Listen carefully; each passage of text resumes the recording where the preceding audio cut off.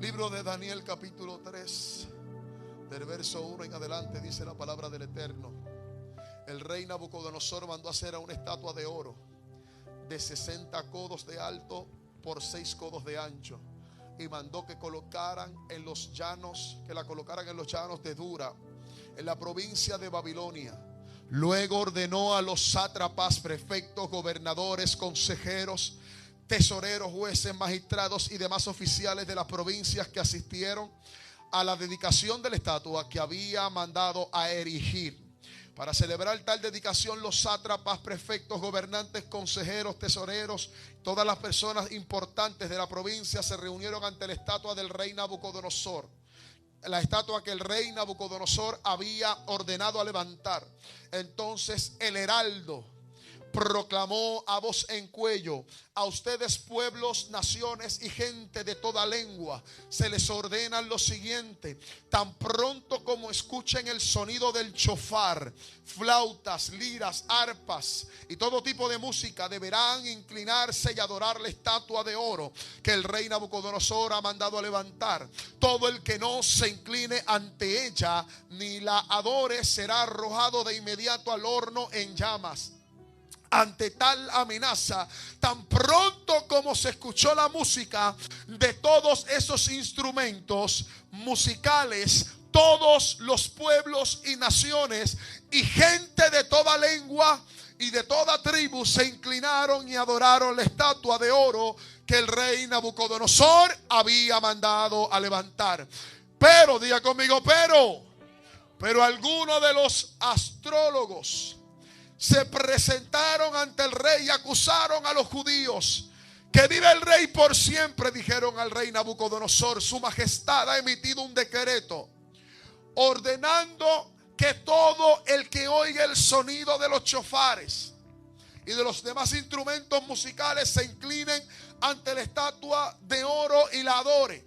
También ha ordenado que todo el que no se incline ante la estatua ni la adore sea arrojado a un horno en llamas. Pero hay algunos judíos, pero hay algunos del ministerio Jesús Rey de Reyes, pero hay algunos del ministerio Jesús Rey de Reyes, pero hay algunos del ministerio Jesús Rey de Reyes. Ay, a quienes ha puesto al frente de la provincia de Babilonia, que no acatan tus órdenes, su majestad. No adoran a los dioses de su majestad, ni a la estatua de oro que mandó a levantar. Se trata de Sadrach, Mesach y Abednego. Lleno de ira, Nabucodonosor los mandó a llamar. Cuando los jóvenes se presentaron ante el rey, Nabucodonosor dijo: ustedes tres, ¿es verdad que no honran a mis dioses ni adoran a la estatua de oro que he mandado a levantar? En cuanto escuchen el sonido de las trompetas y todo tipo de música, más les vale que se inclinen ante la estatua que he mandado a levantar y la adoren. De lo contrario, serán lanzados de inmediato a un horno en llamas. ¿Y qué Dios podrá librarlos de mis manos? Retando a Dios. Sadrach, Mesach y Abednego respondieron: rey Nabucodonosor, no hace falta que nos defendamos ante usted. Dile al que está a tu lado: no hace falta que te defiendas. Si se nos arroja al horno en llamas, el Dios al que servimos puede librarnos del horno y de las manos de su majestad. Pero, y este pero es lo que hace que esta sea una de mis historias favoritas de la Biblia. Pero incluso si no lo hace,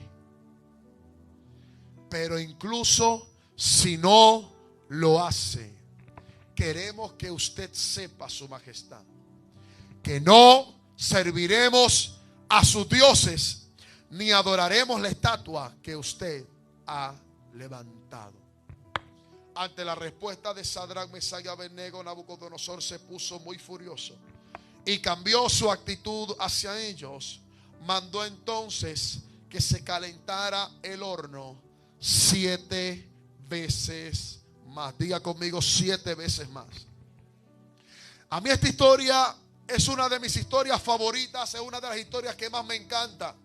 Porque habla no solamente de 3 jóvenes, en este relato, en esta parte de la historia, habla de 3 jóvenes llamados Sadrach, Mesach y Abednego, cuyos nombres que se mencionan en este momento de la historia no es el verdadero nombre que ellos poseían, porque después de que ellos comenzaron a vivir en cautiverio por Babilonia, el rey Nabucodonosor les mandó a cambiar el nombre.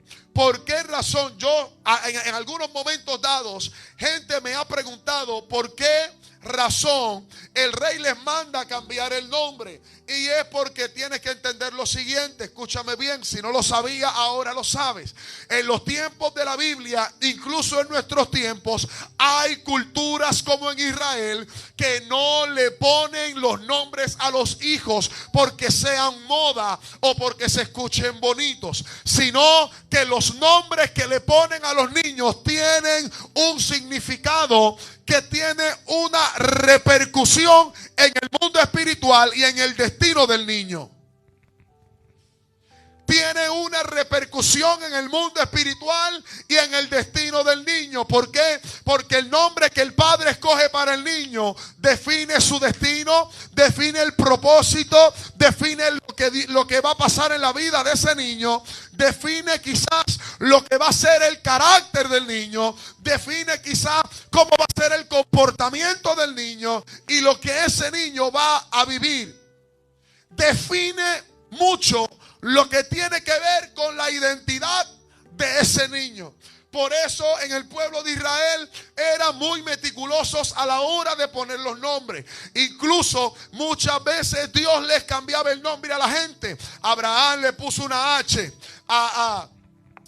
En el Nuevo Testamento a Saulo le llamó Pablo, y así sucesivamente a lo largo de toda la Biblia vemos diferentes momentos donde Dios le cambiaba el nombre a algunos personajes que Él levantó como hombres y mujeres de Dios. Ahora bien, esto nos deja un mensaje, abuela. ¿Cuál es el mensaje que esto nos deja? Sencillo. No tiene que ser que por tú servirle a Dios te tienes que cambiar el nombre, sino más bien, el mensaje que te quiere enviar es que cuando tú vienes a Cristo, de modo que todo aquel que está en Cristo, nueva criatura.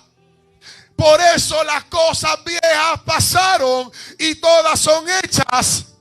Y todas son hechas. Por esa razón Dios te cambia el nombre, no porque sea el nombre que está en el registro demográfico. Es que simple y sencillamente Dios está cambiando tu dirección. Dios está cambiando cuál va a ser el destino de tu vida. Porque cuando estabas caminando de espaldas al propósito de Dios, estabas caminando hacia un destino de destrucción.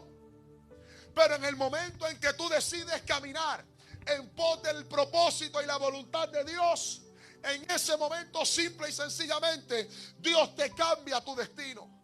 Dios te vuelve a tornar en la dirección correcta. Entonces, cuando vemos esta historia, estos 3 jóvenes, incluyendo a Daniel, pertenecían a Judá, al pueblo de Israel, eran judíos, y en un momento dado de la historia, Babilonia comienza a asediar a Judá, comienza a conquistarlo y comienza a llevarse a gente en cautiverio. Comienza a llevarse a gente en cautiverio. Y a mí me impresiona muchísimo esta historia. ¿Sabes por qué? Porque por un momento dado pareciera que el diablo se le aparece a la vida de estos jóvenes. Y pareciera por un momento dado que el diablo agarra a estos jóvenes y simple y sencillamente el destino y la vida de estos jóvenes está a merced de lo que el infierno diga. Dime si a usted en algún momento dado de la vida no le pasó eso por la mente. En algún momento dado de la vida pasaron momentos, si a usted no le pasó, en algún momento a mí me sucedió, donde a veces veíamos procesos tras procesos, situaciones tras situaciones, que a veces uno dice, Dios mío, pero ¿cuándo fue el momento que Dios soltó el timón de mi vida y ahora lo tiene el diablo?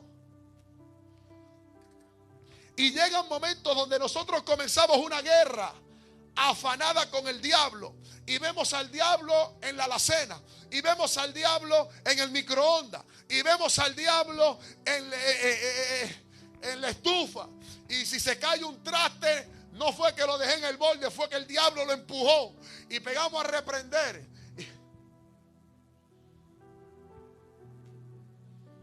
Y tantas historias de gente peleando con el diablo.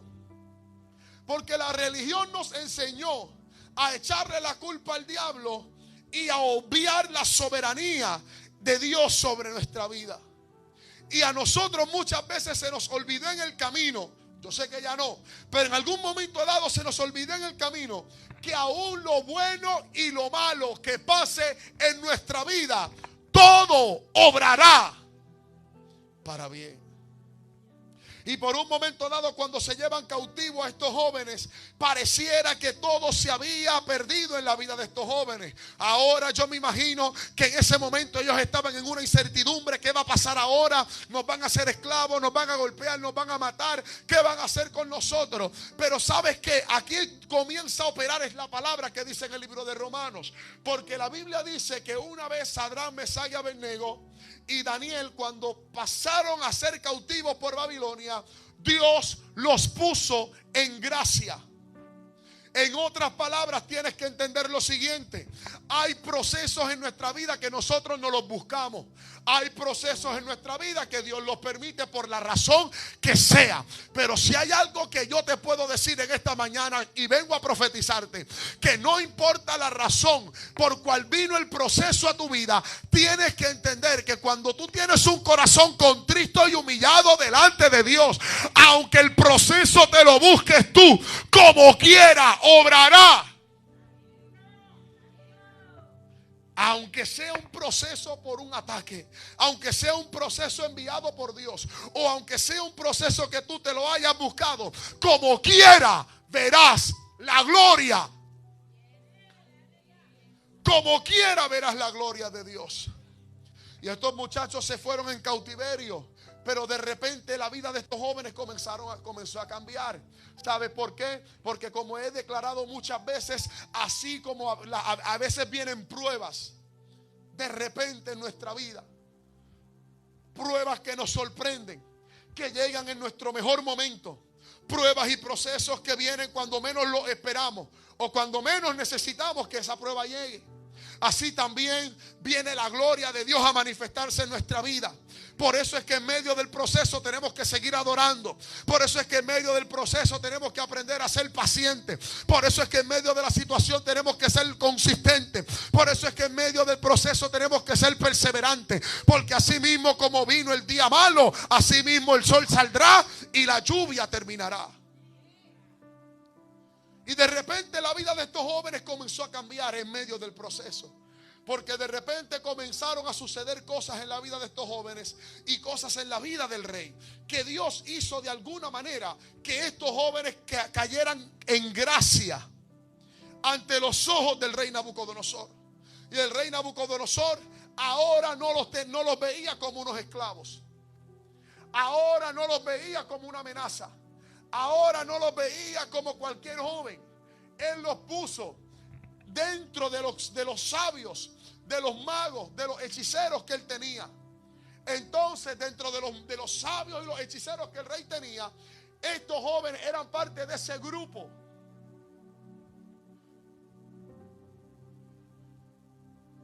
Eran parte de ese grupo. ¿Sabe por qué? Porque simple y sencillamente, mientras los otros sabios y los otros magos hacían magia, traían revelación o interpretaciones de alguna manera a la vida del rey, estos jóvenes tenían algo que los demás no. Ellos tenían a Dios y el respaldo de Dios. Podían haber 500 sabios en el palacio, pero Daniel, Sadrach, Mesach y Abednego tenían a Dios y por eso estaban en gracia delante del rey.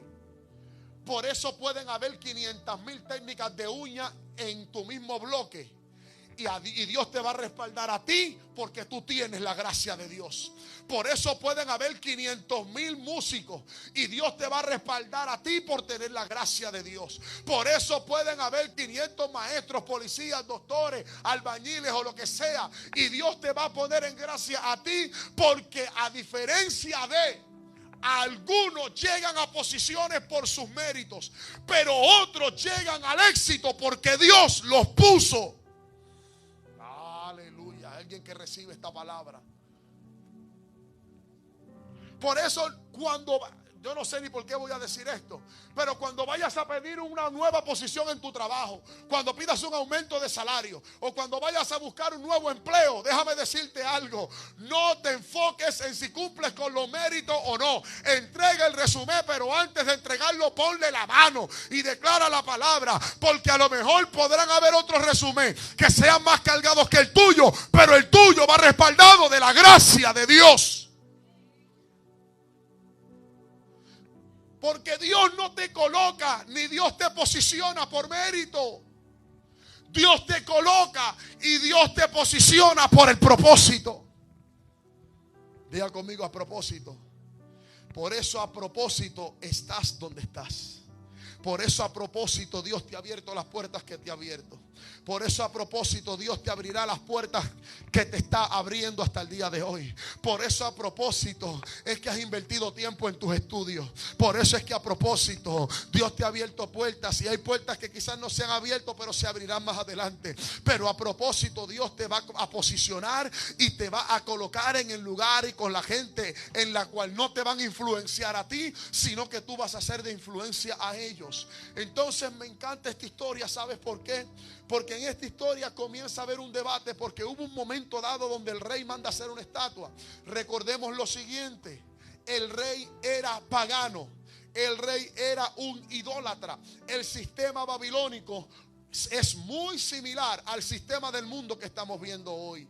Por eso, mientras gente se escandaliza cuando aprueban las leyes que aprueban en el gobierno, por eso cuando la gente se escandaliza que ahora Disney está auspiciando todo y la gente vive en un escándalo y en una constante indignación. Mira, mi hermano, el sistema tú no lo vas a sanar, porque el sistema ya está corrupto y el sistema siempre ha sido corrupto y el sistema siempre será corrupto. La intención de Dios en nosotros no es que nosotros cambiemos el sistema, es que nosotros seamos de influencia en medio del sistema.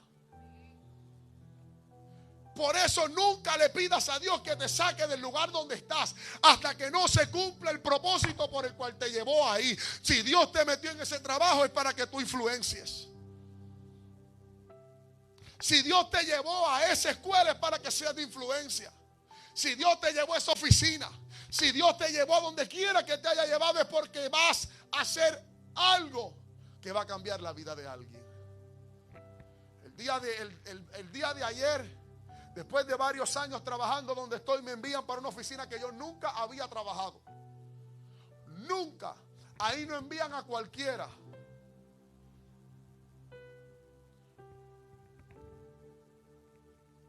Y cuando llegué a la oficina, entonces me atreví a preguntarle a Dios. Porque sí, hermanos, Dios se mete en todo. En tu trabajo, en tus estudios. Dios se mete en todas las áreas de tu vida que tú se lo permitas. Todo lo que tú le consultes a Dios, hasta cómo te vas a pintar el pelo, cómo te vas a maquillar, cómo te vas a vestir, hasta en eso Dios se mete. Créame y póngalo a prueba. Consulte a Dios para que usted vea. Y yo le pregunté a Dios: ¿por qué tú me traíste aquí? Me hiciste madrugar a las 3 de la mañana para venir para aquí tan temprano. ¿Por qué entró a las 5? La primera vez que trabajo en esta oficina, yo nunca había trabajado aquí. Y bregar con militares, que no es fácil. Aleluya. Y si son veteranos, alabanzas al que vive.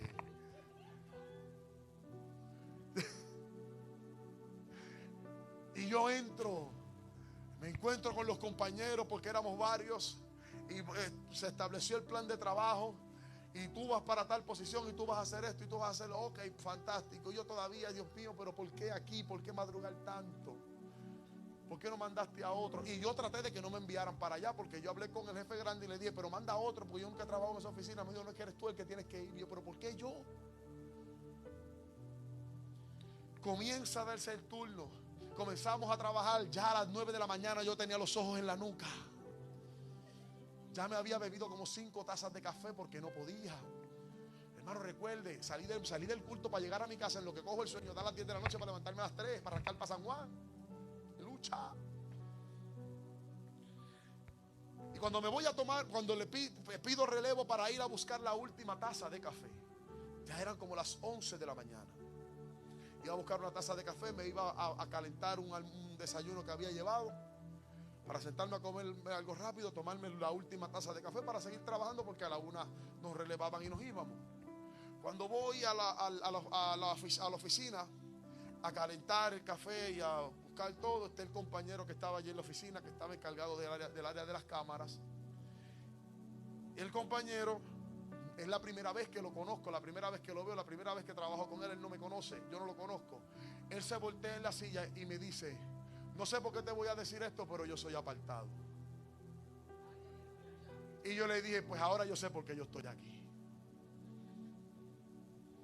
Y el resto no se lo puedo contar. Pero cuando él me habló, ahí yo dije, ahora yo sé por qué me hicieron madrugar tanto. Usted nunca cuestiona dónde Dios lo lleva, porque usted no sabe si en el lugar donde usted está, usted le va a cambiar la vida a alguien. Usted no sabe si el lugar donde usted está, a donde a Dios usted lo está llevando, usted le va a salvar la vida a alguien. En ese momento, cuando ese hombre comenzó a hablarme, músico, escritor, sus hijos músicos del conservatorio de música, apartados todos, y etcétera, y muchas cosas más que Dios hizo. Yo dije, a la verdad que si tú me decías que era para esto, yo lo llamaba y no tenía que madrugar tanto y nos citábamos a otro lado. Pero había que madrugar, porque Dios así lo quiso. Nunca cuestiones a Dios. De repente estos jóvenes se lo llevan en cautiverio. Y yo me imagino que mientras estaban en el proceso de cautiverio, ellos no estaban entendiendo por qué Dios los había metido en esa situación. Porque una de las cosas que va a pasar en tu vida es que muchas veces Dios te va a meter en situaciones, no para que tú veas el milagro, sino porque hay alguien que te está mirando a ti, que lo que Dios va a hacer contigo va a cambiarle la vida a ellos. Entonces de repente cuando comienzan a establecer el mandato de que tienen que adorar a la estatua, la Biblia dice que estos 3 jóvenes se pararon firmes. La Biblia no lo relata, pero yo me imagino, me hago la película un poco más amplia. Yo me imagino a estos jóvenes, porque fíjate, los cambiaron de casa, porque los sacan de su casa. Los cambian de escenario, porque de un escenario quizás cristocéntrico, mesiánico, lo sacan y lo meten a un palacio donde lo que habían eran imágenes por donde quiera y paganismo por donde quiera. Le cambian el escenario, le cambian la casa, les cambian el nombre. Y yo me imagino que en el momento dado, Moisés, que cuando le dicen a estos jóvenes, tienes que adorar a otro Dios, yo me imagino que ellos se pararon firmes y ellos dijeron, párate un momentito. Toleré que me cambiaras de casa. Toleré que me cambiaras de escenario. Toleré que cambiaras mis circunstancias. Toleré que me cambiaras el nombre. Lo que yo no voy a tolerar es que yo no voy a negociar el depósito de Dios en mi vida. Ellos dijeron, no, párate un momentito. Tú puedes decir de mí lo que tú quieras. Usted puede hablar de mí lo que usted quiera. Usted me puede decir los sobrenombres que usted quiera. Usted puede decir de mí lo que a usted se le pegue la gana. Pero nunca lo que suceda. Oye, hay algo que tienes que entender, iglesia. Muchas veces nuestros escenarios van a ser sacudidos. Muchas veces nuestros escenarios van a ser movidos. Van a haber momentos donde vamos a estar en escenarios buenos y van a haber momentos donde vamos a estar en escenarios oscuros. Van a haber momentos donde vamos a estar en escenarios amplios y van a haber momentos donde vamos a estar en escenarios donde nunca hubiéramos querido estar.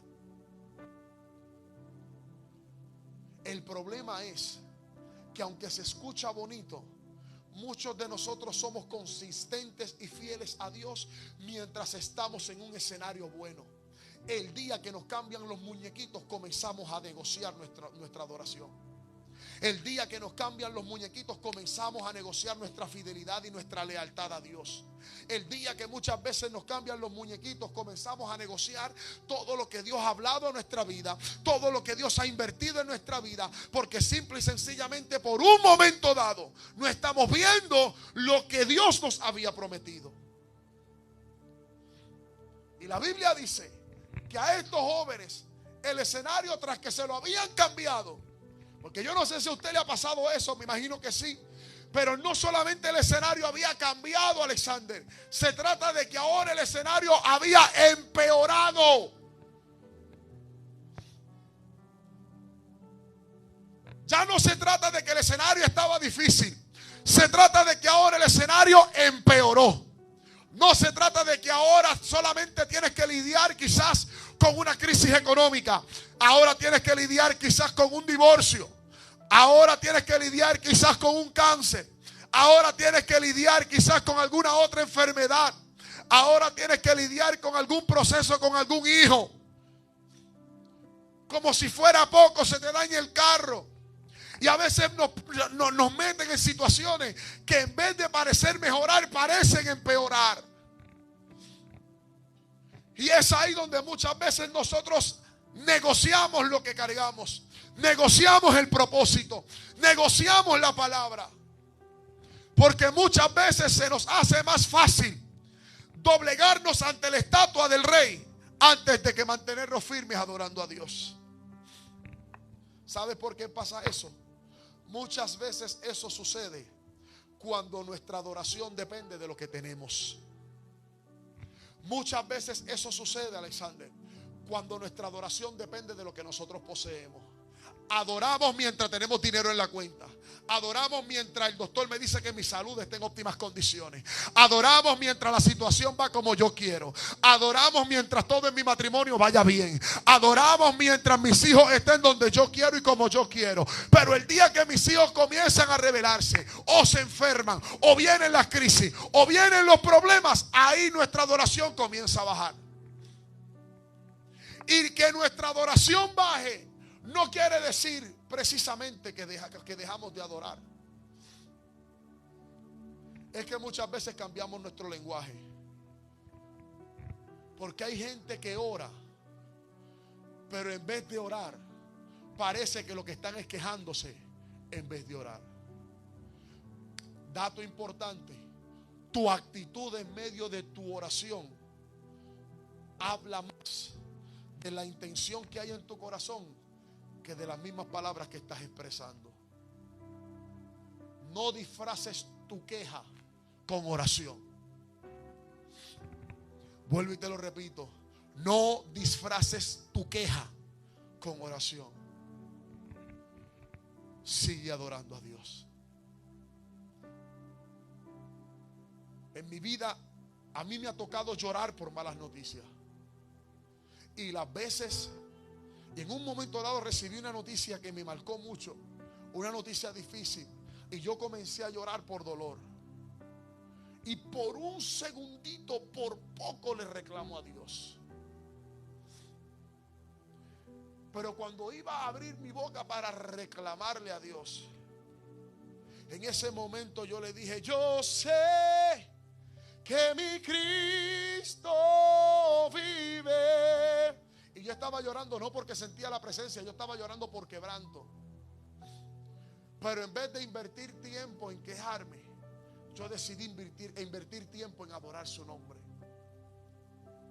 Porque el enemigo siempre está esperando cuál va a ser tu actitud en medio de un escenario.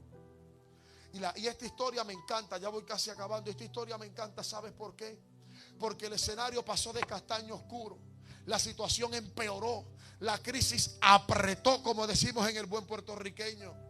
Pero aquí me impacta la actitud de estos jóvenes. Escúchame bien, iglesia. ¿Sabes por qué? Porque fíjate que nosotros muchas veces tenemos fe para que Dios haga algo. Óyeme, muchas veces, Heidi, nosotros tenemos fe para que Dios haga algo, pero pocos tenemos fe para entender que aunque Dios no haga nada, Él sabe lo que está haciendo. Él sabe lo que está haciendo. Aleluya. Porque muchas veces queremos tener fe para que el dinero llegue, fe para que cambie el diagnóstico, fe para que algo suceda. Pero ¿qué pasa con tu fe cuando no pasa lo que estás esperando, Carla? ¿Qué pasa con tu fe para que se sane ese familiar y como quiera se muere? ¿Qué pasa con tu fe cuando le pides a Dios, Dios mío, yo declaro y profetizo, establezco, escupo y pateo y declaro que en el nombre de Jesús mañana cuando yo me levante todo va a cambiar? Y de repente cuando te levantas al otro día la situación está peor. ¿A usted no lo ha pasado? Señor, yo tengo fe de que va a cambiar. Señor, yo tengo fe que mañana yo me voy a levantar y yo declaro en el nombre de Jesús que todo va a cambiar. Y va a salir un arcoíris de mi cama y voy a elevarme por el quinto cielo. Y todo va a ser color de rosa y van a llover esquirel.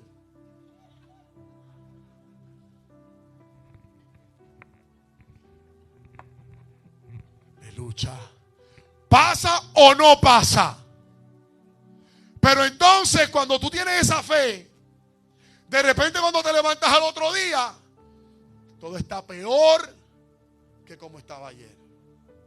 Entonces la verdadera fe no es creer que Dios lo hará. La verdadera fe es creer que aunque yo no vea nada, Dios sabe lo que hace. Él conoce los tiempos. La verdadera fe es que cuando al otro día yo me levanto y todo está igual o peor, yo siga adorando su nombre no importando qué. La verdadera fe es que aun cuando al otro día yo me levante y la cuenta de banco siga en cero o el problema siga ahí, yo siga viniendo a la iglesia con la misma actitud, con la misma alegría, con el mismo gozo y con la misma sonrisa.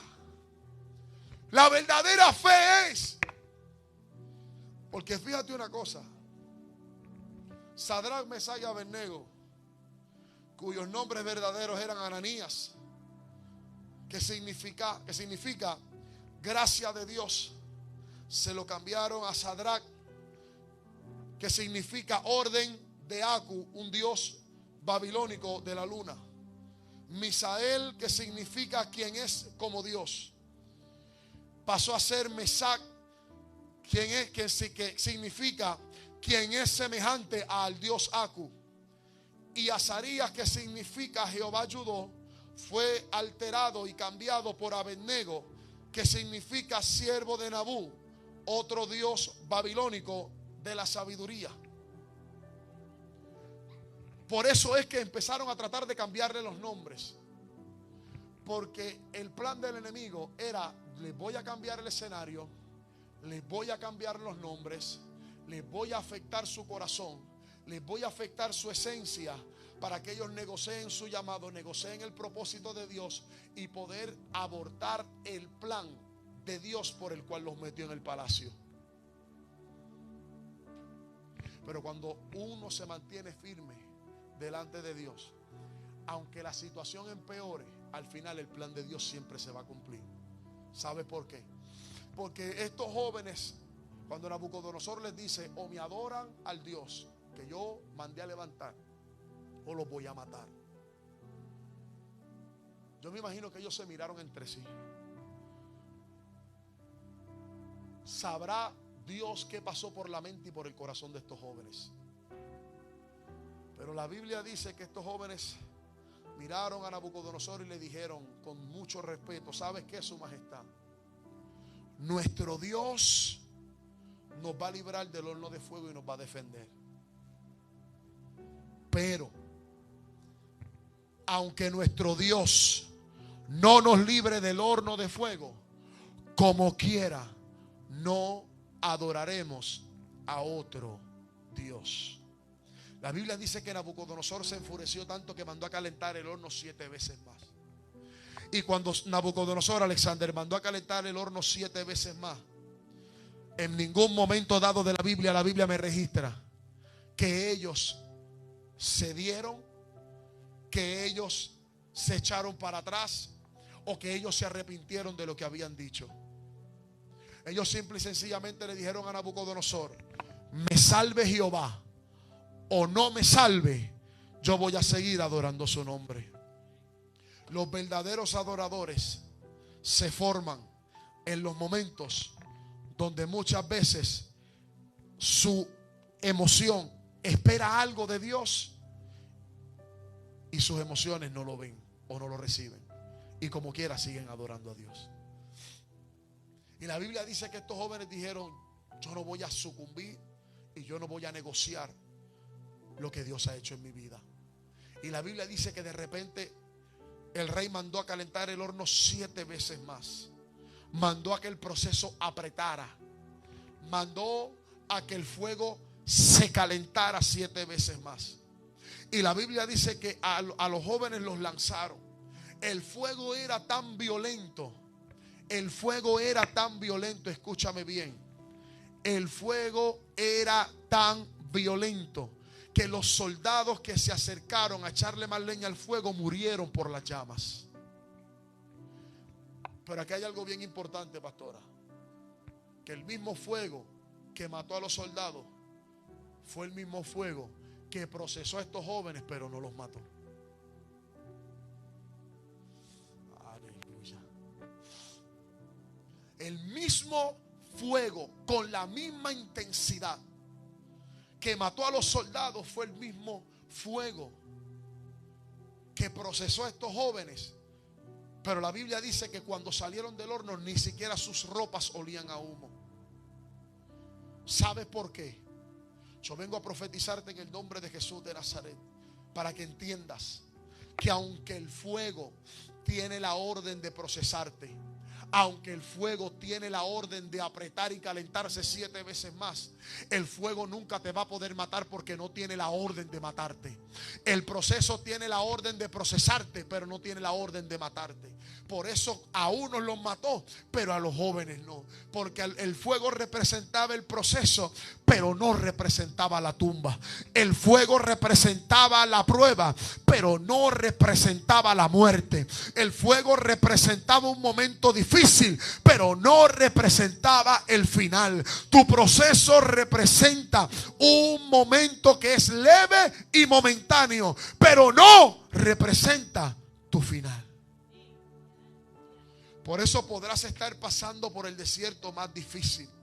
Podrás estar pasando por la peor noticia. Podrás estar pasando por el peor horno de fuego. Y tu escenario tiene la orden de procesarte, pero no de matarte. Y la Biblia dice que cuando estos jóvenes entraron al horno, aquí es donde la misericordia de nuestro Dios se manifiesta. ¿Sabes por qué? Porque el amor y la misericordia de Dios es tan grande que yo no sé si está correcto lo que yo voy a decir, Marangelo. Si no está correcto, que me apedreen, no importa, pero lo voy a decir. A veces es donde nosotros vemos que Dios se baja a nuestro nivel. Yo lo veo de esa manera, que Dios nos ama tanto que se baja a nuestro nivel. Se bajó tanto que se hizo hombre. Se bajó tanto que fue a la cruz por mí. Y se baja tanto al nivel de nosotros los hombres. Él pudo haber soplado desde el trono para que el fuego se apagara. Él pudo haber evitado que los jóvenes entraran al horno de fuego. Él pudo haber evitado que Nabucodonosor los metiera. ¿Por qué como mismo mató a Nabal de un ataque al corazón? ¿Por qué no mató a Nabucodonosor? Para que no diera la orden para meter a los jóvenes al horno. No pasó. Pero ahí es donde nosotros vemos la soberanía y la grandeza y el amor de nuestro Dios, que pudiendo desde su trono haber hecho algo, Él simple y sencillamente descendió y se metió dentro del horno de fuego con estos muchachos. Por eso la Biblia dice que cuando Nabucodonosor miró en el horno, se tiró para atrás y dijo: espérate, porque nosotros metimos a 3 hombres. Y ahora hay un cuarto hombre semejante al Hijo del Hombre. ¿Quién es ese? Y veía a los jóvenes.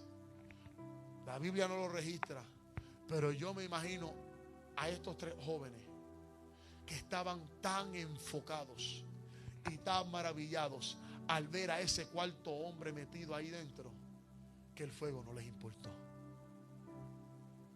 Por eso la intención de Dios es que nos enfoquemos tanto y tanto en Él.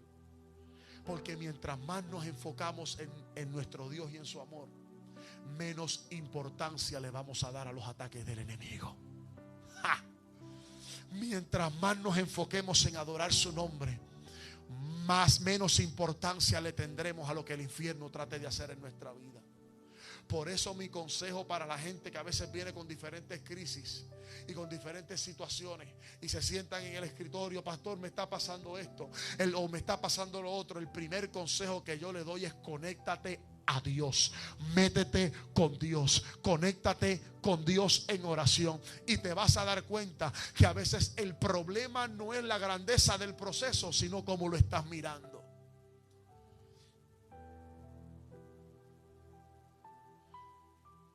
Y esa experiencia fue tan fuerte y fue tan poderosa que no solamente a esos jóvenes le habían calentado el horno, es que también los habían amarrado de brazos y pies.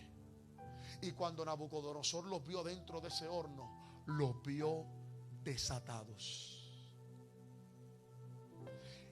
El horno de fuego no solamente representó un proceso más en la vida de estos jóvenes, sino representó el escenario que Dios utilizó para desatar a esos jóvenes. Hay cosas poderosas de parte de Dios que se desatan en los escenarios más adversos y más difíciles. Pero cuán dispuestos estamos nosotros de seguir adorando a Dios aún en medio del peor escenario. Cuán dispuestos estamos nosotros de seguir exaltando su nombre en medio del momento difícil. En vez de tú dejar de adorar a Dios por no ver a Dios accionar en tu vida, usted siga adorando, porque cuando menos te lo esperes, vas a ver a Dios metiéndose dentro del horno de fuego. A veces no vemos a Dios. Ponte de pie, iglesia. A veces no vemos a Dios. Escúchame esto. A veces no vemos a Dios evitar el problema.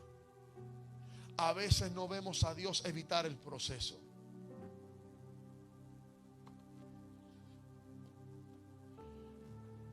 Yo no sé si usted cuando estudiaba o cuando usted era chamaquito, yo muchas veces vi esta situación. Las veces que algún compañerito suyo de escuela, y digo un compañerito porque yo sé que ninguno de ustedes lo hizo, que cuando estaba en la escuela peleando con algún otro compañerito de la escuela, de repente la May y el pai del otro llegaban, y tu May también, y empezaban a discutir, y el tu pai o tu May le decía: métele que yo estoy aquí. Y tú sentías como que ese respaldo de que mamá estaba aquí, mamá me dijo que le metiera, porque tú te sientes grande, porque tu mamá te dijo: defiéndete, defiéndete. Yo sé que ustedes no le dicen eso a sus hijos, ¿verdad que no? Defiéndete, que me llamen de la escuela, que después yo voy. Uno se siente como que, wow, voy mañana a meterle una pescosata al conserje. Yo sé que eso aquí no pasa, eso aquí no pasa. Pero tú sientes, a donde voy es cuando tú sientes ese respaldo de que mamá me dijo que me defendiera. Imagínate lo que sintió Sadrac, Mesach y Abednego cuando Dios se les reveló de una manera distinta. Que Dios básicamente en medio del escenario les dijo: entren al horno de fuego, porque papá va a entrar con ustedes. ¡Ja! Métete en el horno de fuego, porque papá se va a meter ahí dentro contigo. Dios es tan soberano y tan Dios que no comparte su gloria con nadie. Pero Dios es tan padre que es capaz de bajarse del trono y meterse contigo dentro de tu proceso para que lo puedas soportar. Por eso cuando viene un proceso a tu vida, Carla, nunca debemos pensar: yo no voy a poder con esto, de esta yo no salgo, esto va a acabar conmigo. No pienses de esa manera. ¿Sabes por qué? Porque el día que Dios permitió que ese proceso llegara a tu vida, también fue el día que Dios decidió bajarse de su trono y meterse contigo dentro del proceso. Y no fue el único escenario. ¿Sabes por qué? Porque aún en la cueva con Elías Dios se metió.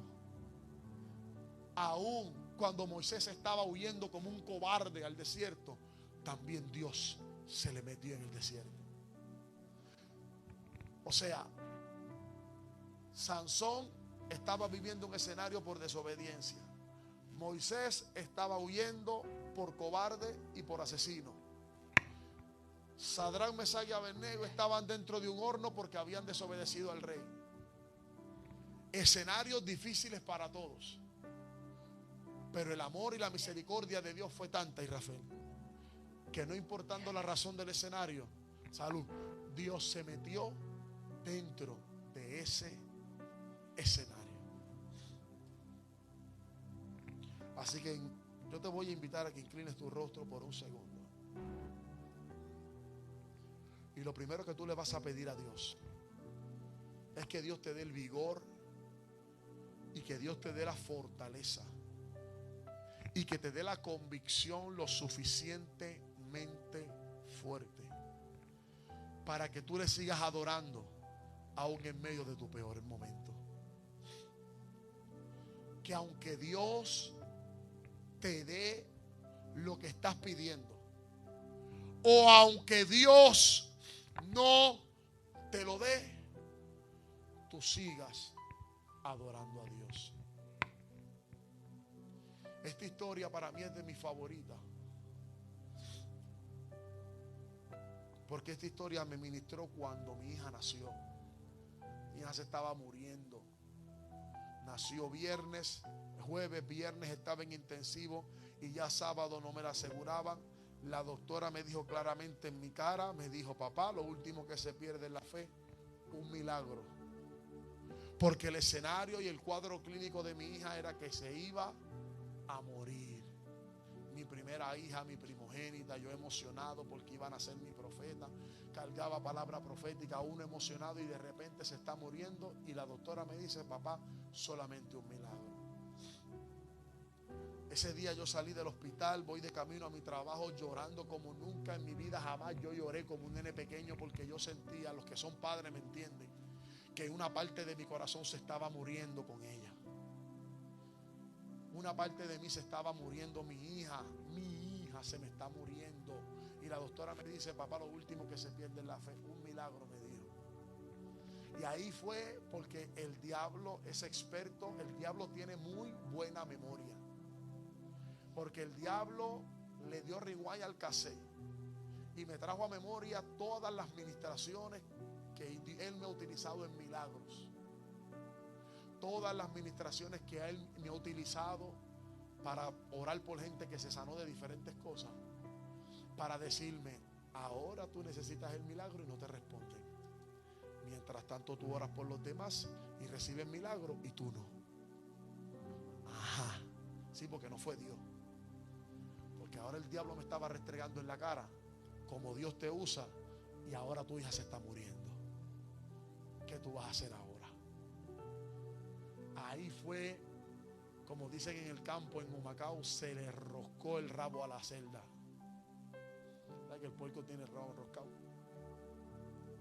Yo dije: ahora fue. Porque ahora ahí sí yo me sentí desarmado. Y yo de camino a mi trabajo, y yo con esa mente a millón. Y el diablo diciéndome: después de tú ver tanto milagro, tu hija lo necesita y se te va a morir. En cualquier momento dado te van a llamar que se murió. Y esa mente, ay, a millón, a ciento y pico. Y ahí, ¿sabes qué yo hice, José? Empecé a orar y empecé a declarar milagros. Y empecé a declarar sanidad, empecé a declarar sanidad y empecé a declarar milagros y a declarar milagros, y que se levanta mi hija. Y de repente ahí yo oigo la voz del Espíritu Santo que me habla y me dice: y si yo decido llevármela, ¿qué vas a hacer? Si yo sentía que algo se estaba muriendo en ese momento, a mí se me desprendió la aorta. Ay, sí que sí. Cuando Dios me dijo: y si yo decido llevármela, ¿qué tú vas a hacer? Sí, porque yo estaba declarando milagro y la bendición, porque ahora sí que Dios la va a levantar. Ahora me van a llamar que hubo un milagro. Ahora es que es. Y ahí yo sentí, hello, cuando tú tienes convicción y tienes discernimiento, sabes quién te habla y cuándo te habla. Y de repente yo escucho la voz de Dios que me dice: y si yo decido llevármela, ¿qué vas a hacer? Y en ese momento yo me sentí confrontado, me sentí desarmado, me sentí desnudo, me sentí sin ningún tipo de opción en mi vida. No tenía opción. Era como un tribunal entre estaba Dios, el diablo y yo, y mi hija en el hospital. Y de repente yo sentí que algo de mi corazón se desprendió literalmente. Y yo le dije a Dios: ¿sabes qué? Si tú me la sanas, si tú la levantas, yo te lo voy a agradecer y te voy a adorar y te voy a servir. Pero si tú te la llevas y no me la dejas aquí en la tierra, aunque yo no entienda, aunque me dé coraje, aunque me frustre, aunque me enoje contigo, vamos a ser honestos, por Dios, hagámoslo más santo, como quiera, yo te voy a servir, yo te voy a adorar y yo te daré mi vida hasta que sea yo el que me mandes a buscar. Y si no me la disfruto ahora, me la disfrutaré en la eternidad. En ese momento yo sentí que algo de mi corazón se desprendió. Sentí una paz que me sobrecogió. Llego al trabajo, al cabo de 1 hora o 2, veo la llamada de la madre de la niña. Y a mí me dio de todo. El compañero de trabajo me dijo: siéntate, porque yo dije: aquí fue la llamada. Porque si Dios me dijo esa pregunta, eso quiere decir, yo la entregué. En ese momento yo tuve que entregar a mi hija. Así como Abraham entregó a Isaac, yo tuve que entregarla. Y yo dije: esta es la llamada. Y yo no quería contestar. Y esta es la llamada de que Dios se la llevó. Ahora voy a ser probado por lo que dije. Contesto la llamada. Ella me llama llorando y me dijo: Yadriel, un milagro, un milagro, un milagro. Y yo: ¿qué pasó? Me dijo: todo desapareció, lo que tenía desapareció, el cuadro clínico está cambiando. Si sigue cambiando, el lunes le van a dar de alta. Yo me preparé para lo peor. Yo me preparé para el peor escenario. Porque nosotros tenemos que trascender en nuestra fe. Y tenemos que ser maduros. Y tenemos que madurar ya. Fe no representa que Dios me va a dar todo lo que yo espero y todo lo que yo quiero. Van a haber momentos donde Dios no me va a contestar. Van a haber momentos donde no voy a ver nada. Van a haber momentos donde yo voy a orar para que un matrimonio se restaure y se va a divorciar. Van a haber momentos donde yo voy a orar por una sanidad y la sanidad no va a ser como yo quiero. Van a haber momentos donde yo voy a esperar, perdóname que te baje, te infle el globo, pero si no te lo digo yo. Van a haber momentos donde las cosas no te van a salir como tú quieres. Pero una cosa sí te puedo decir: que aunque las cosas no surjan como tú quieres, todo obrará para bien. Porque al final del día, a Dios no le interesa, escuchen esto, adoradores, a Dios no le interesa una lealtad, no le interesa una fidelidad, porque tengamos un matrimonio estable, una economía estable, una salud estable o unos hijos estables. A Dios no le interesa una adoración en base a eso.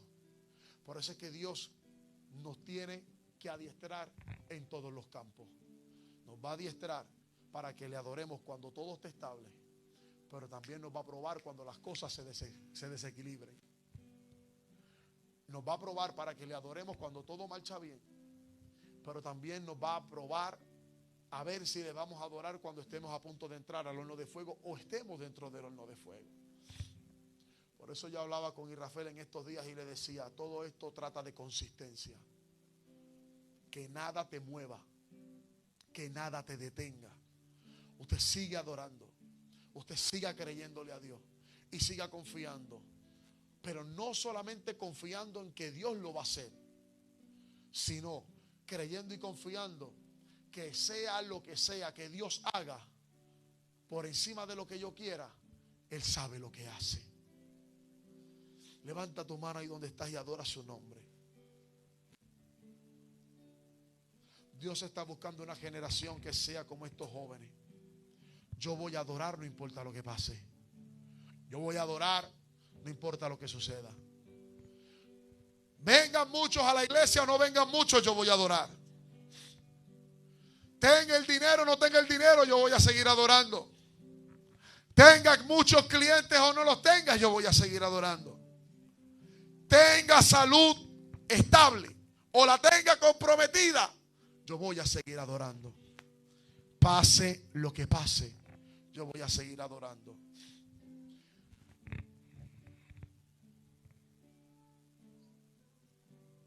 Cuando Sadrach, Mesach y Abednego estaban siendo confrontados, ellos le demostraron a Nabucodonosor y le demostraron al diablo, aunque tenía dinero, aunque vivía como rico, porque vivía en el palacio, aunque estaba al frente, porque dice la Biblia que ellos estaban al frente de diferentes provincias, o sea, ellos tenían una posición de liderato en el gobierno. En otras palabras, ellos le enviaron un mensaje al mundo espiritual diciendo: mi adoración no depende de lo que yo tengo. Esté en la casa de mis padres o esté en el palacio, viva como un simple hijo de doña Juana o de doña Petra, o viva como un líder del gobierno de Babilonia, viva como un mendigo o viva como un rico, duerma en el palacio o duerma dentro de un horno de fuego, te tengo noticias, Satanás, mi adoración no depende de eso. Alguien tiene que levantar su mano en este día y decir: mi adoración y mi infidelidad hacia Dios no depende de lo que tengo.